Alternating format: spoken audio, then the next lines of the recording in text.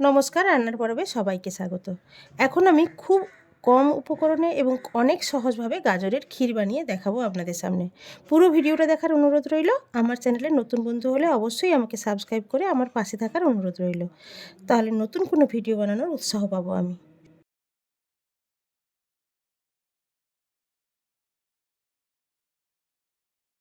গাজরের ক্ষীর বানানোর জন্য আমি কয়েকটা গাজর নিয়ে নিয়েছি। সবার প্রথমে আমি এই গাজরগুলোর উপরে একটা পাতলা আস্তরণ থাকে, সেটা আমি এইভাবে পিলারের সাহায্যে চেঁচে নেব।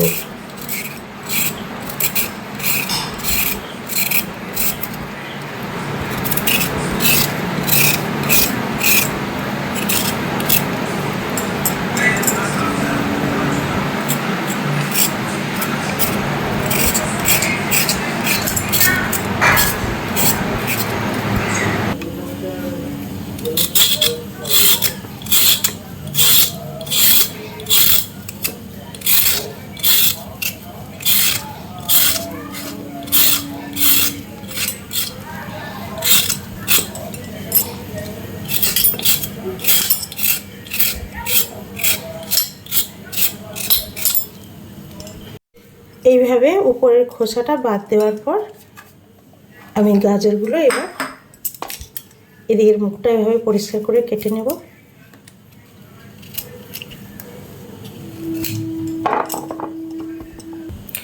এবার এরকম একটা গ্রেটারের সাহায্যে আমি গাজরগুলো এভাবে গ্রেট করে নেব।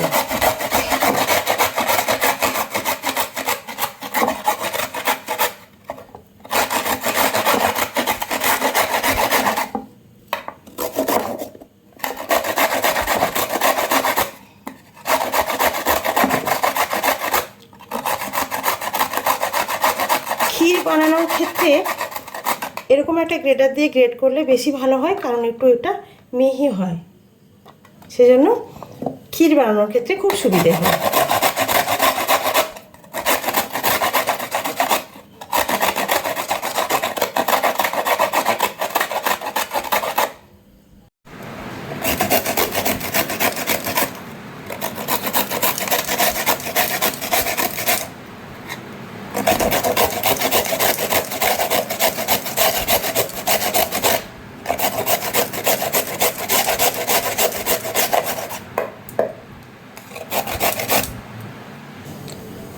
পুরো গাজরটাকে আমি এইভাবে মিহি করে গ্রেট করে নিয়েছি। এবার আমি চলে যাব, দেখুন এভাবে গ্রেট করে নিয়েছি খুব পাতলা পাতলা করে।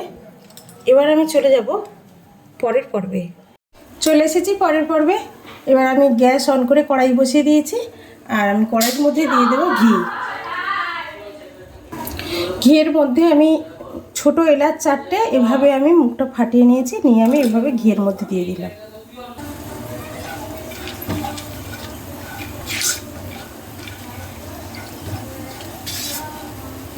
এবার গ্রেট করে রাখা গাজরগুলো আমি এই ঘিয়ের মধ্যে দিয়ে দেব।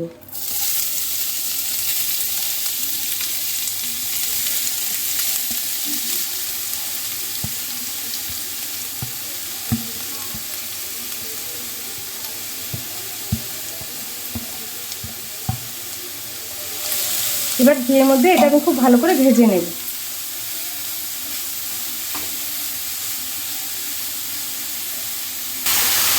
ঘিয়ের মধ্যে গাজরটা এভাবে ভেজে নিলে গাজরের যে একটা কাঁচা গন্ধ থাকে সেই গন্ধটাও চলে যায়, আর ঘি এবং ছোটো এলাচের মিক্সড একটা খুব সুন্দর ফ্লেভার আমরা পেতে থাকি। খুব ভালো করে এটা ভেজে নিতে হবে। আর ভাজার সঙ্গে সঙ্গে দেখুন গাজরের কালারটা কিভাবে চেঞ্জ হয়ে যাচ্ছে।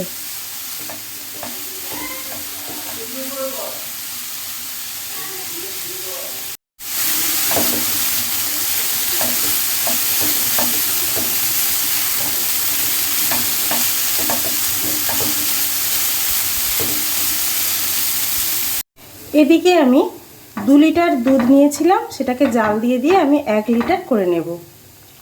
দুধটা অনেকটাই কমে এসেছে, তবে এখনও 1 লিটার হয়নি। 1 লিটার পর্যন্ত জাল দিয়ে দিয়ে আমি কমিয়ে নেব।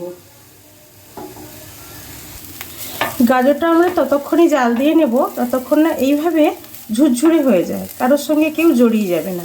ততক্ষণ পর্যন্ত আমি এই গ্রেট করা গাজরটা আমি ঘিয়ের মধ্যে এইভাবে নেড়ে নেড়ে আমি এটাকে এইভাবে করে নেব। ঝুরঝুরে করে নেব। দেখুন গাজরটা আমার কিন্তু ঝুরঝুরে হয়ে গেছে। এবার এই গাজরের মধ্যে আমি ফুটিয়ে রাখা যে দুধটা সেটা আমি দিয়ে দেবো।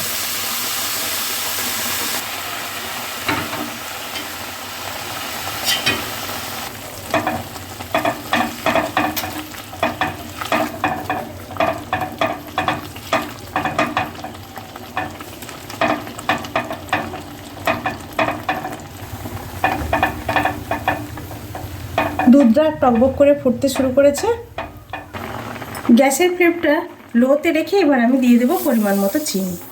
চিনিটা বুঝে দিতে হবে, কারণ গাজরটা এমনিতে একটু মিষ্টি টেস্টের হয়, আর মিষ্টি অনেকে কম কম ভালোবাসেন, আবার অনেকে বেশি, সেটা বুঝে আপনাদেরকে কিন্তু চিনিটা দিতে হবে। চিনি দেওয়ার সঙ্গে সঙ্গে আরও বেশি একটু পাতলা মতন হয়ে গেল, তবে এটাকে ফুটিয়ে নিলে কিন্তু আবার ঘন হয়ে যাবে।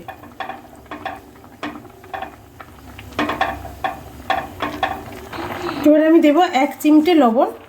এটা অবশ্য আপনারা না মনে করলে নাও দিতে পারেন, তবে মিষ্টি জিনিসে একটু লবণ দিলে কিন্তু টেস্টটা ভালোই লাগে। আর বেশি শুকনো করব না, এটা যেহেতু ক্ষীর বলেছি আমি, ক্ষীরের মতোই একটু পাতলা রাখবো।